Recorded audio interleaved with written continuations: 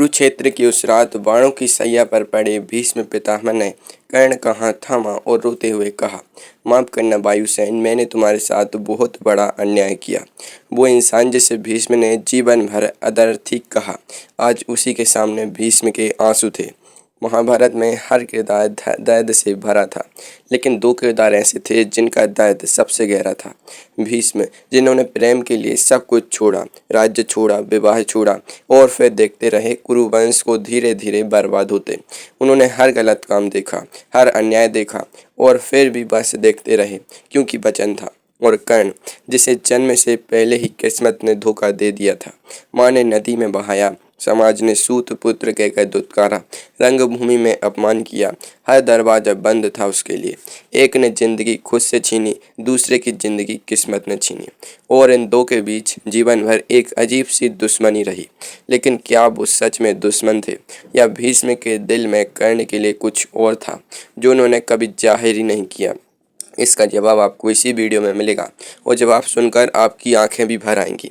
युद्ध से पहले जब भीष्म को कौरव सेना का सेनापति बनाया गया, कर्ण ने एक प्रण लिया, जब तक भीष्म सेनापति हैं मैं नहीं लड़ूंगा। और वो 10 दिन तक दूर खड़ा रहा। उसका दोस्त दुर्योधन मैदान में था, कौरव सेना मर रही थी और कर्ण बस देखता रहा। ये 10 दिन उसके लिए किसी यातना से कम नहीं थे। हर सुबह उठता, कवच पहनता, धनुष उठाता और फिर रख देता। नहीं, आज नहीं। युद्ध का 10वां दिन शिखंडी को आगे किया गया। भीम ने अस्त्र रख दिए, फिर अर्जुन के बाण चले, 1 2 3 और भीष्म पितामह, वो जो अजय थे, अपने रथ से गिर पड़े। जिस पल भीष्म गिरे उस पल दोनों सेनाएं रुक गईं। कोई चिल्लाया नहीं, कोई हर्ष ध्वनि नहीं हुई, बस खामोशी। क्योंकि वो भीष्म थे और उनका गिरना सिर्फ एक योद्धा का गिरना नहीं था, वो एक युग का गिरना था। वो बाणों की सैया पर लेट गए।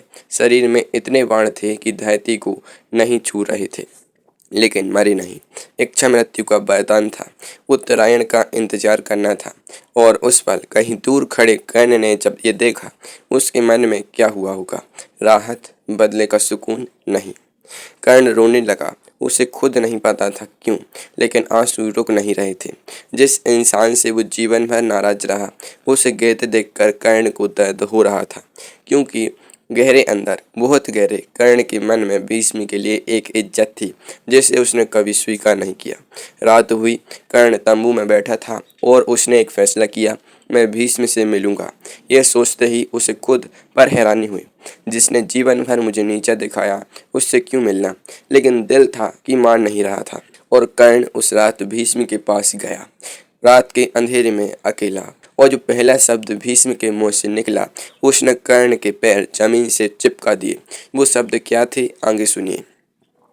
रणभूमि में गहरी रात, कर्ण धीरे धीरे चल कर आया। भीष्म की आंखें बंद थीं, शरीर बाणों से छलनी। कर्ण रुका, हाथ जोड़े, झुककर प्रणाम किया, पितामह।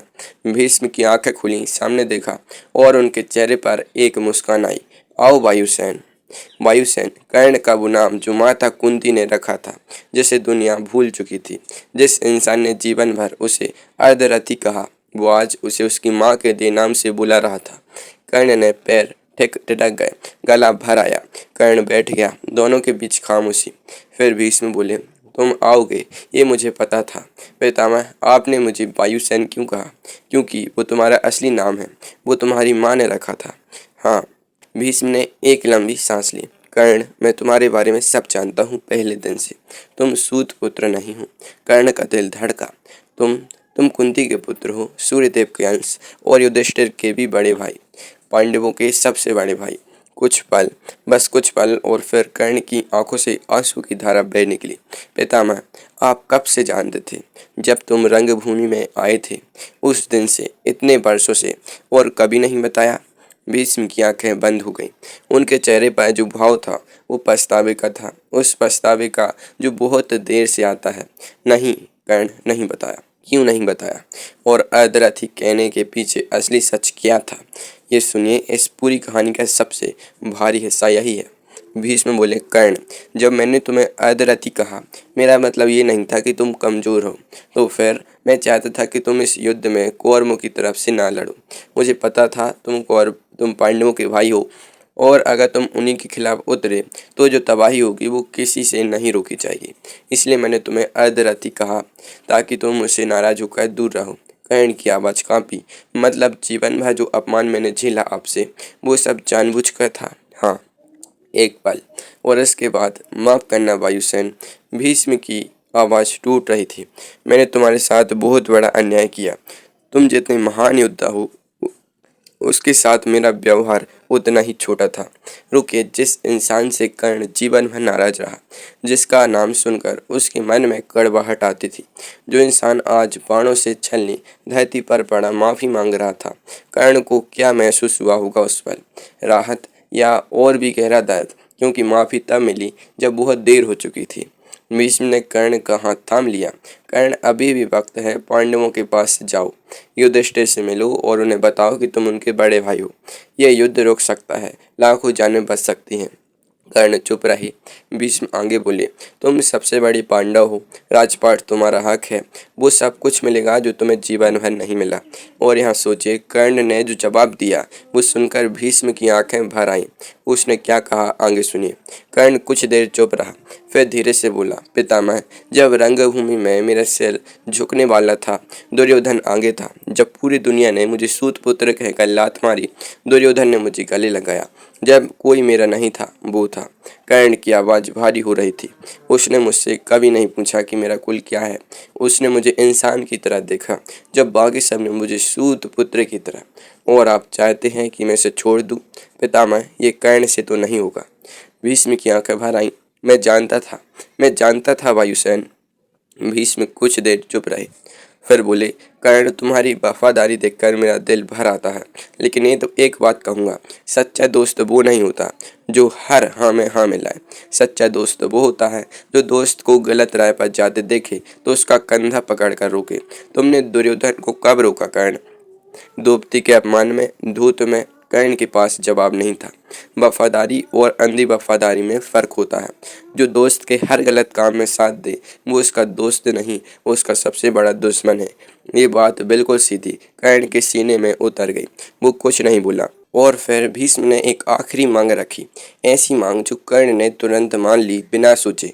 वो मांग क्या थी और कर्ण ने युद्ध में उसे निभाया या नहीं, ये सुनिए। कर्ण, अगर तुम नहीं जाओगे तो कम से कम एक बात मेरी सुनो। बोलिए, अर्जुन के अलावा किसी पांडव को मत मानना। तुम्हारे 4 और भाई हैं, युधिष्ठिर, भीम, नकुल, सहदेव, ये तुम्हारे अपने हैं। कुंती के 5 पुत्र, हमेशा 5 रहने चाहिए। कर्ण ने एक पल देखा भीष्म को। ठीक है पितामह, वचन देता हूँ। भीष्म के चेहरे पर राहत उतरी। यहाँ एक बात समझिए, भीष्म जानते थे कर्ण नहीं जाएगा। वो बड़ी लड़ाई पहले ही हार चुके थे, लेकिन उन्होंने वो मांगा जो मिल सकता था। यही समझदारी है। जब सब ना मिले तो जो मिल सके उसे मजबूती से थाम लो। भीष्म ने कर्ण के माथे पर हाथ रखा। कर्ण, तुम महान हो। मैंने जीवन भर तुम्हें अर्धरथी कहा, लेकिन सच ये है कि तुम्हारे बराबरी का इस धरती पर कोई नहीं।